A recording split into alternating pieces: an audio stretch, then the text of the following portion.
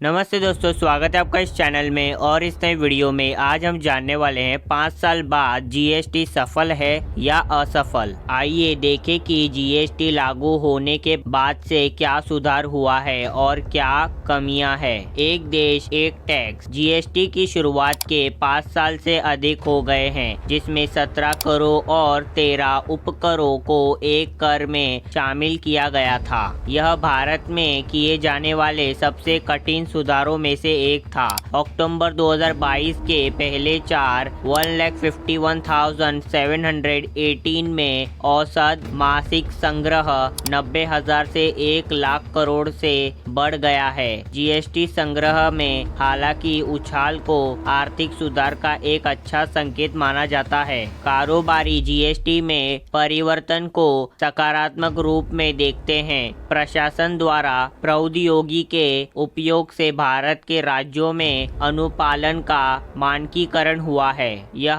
पूर्ववर्ती अप्रत्यक्ष कर व्यवस्था से काफी सुधार हुआ है। प्रतिस्पर्धी मूल्य निर्धारण, अनुकूलित आपूर्ति श्रृंखला और एक बड़े क्रेडिट पूल की उपलब्धताएं कुछ ऐसे कारक हैं जिनसे व्यवसायों को लाभ हुआ है। क्या जीएसटी ने व्यवसायों को अधिक सुचारू रूप से कार्य करने में मदद की है? जीएसटी को पेश करने के पीछे का उद्देश्य व्यापार करने में आसानी को बढ़ाना और कर दाखिल करने की प्रक्रिया को सरल बनाना था। हालांकि वास्तविकता इससे बहुत दूर लगती है। ऐसा इसलिए है क्योंकि व्यवसायों में अभी भी जीएसटी के विभिन्न नियमों और विनियमों के बारे में स्पष्टता का अभाव है और यह भारत के एमएसएमईज को नुकसान पहुंचा रहा है, जो भारत में लगभग 11 करोड़ नौकरियां पैदा करते हैं। जीडीपी को बढ़ावा। भारत सरकार ने वादा किया था कि जीएसटी भारत की जीडीपी को बढ़ावा देगा। महामारी और इसके आर्थिक प्रभाव के कारण किसी निष्कर्ष पर पहुंचना मुश्किल हो जाता है। हालांकि यदि हम पूर्व महामारी के वर्ष 2017 से 2020 पर विचार करते हैं, तो आर्थिक विकास 2014 से 2017 के 3 पूर्व जीएसटी वर्षों में 7.9% से घटकर 5.7% के वार्षिक औसत पर आ गया है। कई दरें और तकनीकी गड़बड़ियां एक बड़ी चुनौती जिसका भारत सामना कर रहा है वह कई कर दरें हैं। जीएसटी लागू करने वाले अधिकांश देशों में सभी वस्तुओं के लिए केवल एक ही दर है। इसके विपरीत भारत में 0% से 28% तक 7 दरें हैं, जिन्हें और सरलीकरण के लिए कम किया जा सकता है। इसके अलावा जीएसटी प्रतिशत और अभी भी जीएसटी पोर्टल को मजबूत करने की आवश्यकता है, जिसमें अक्सर बहुत सारी तकनीकी गड़बड़ियों का सामना करना पड़ा है। 2017 में जीएसटी के लागू होने के बाद से कई राज्य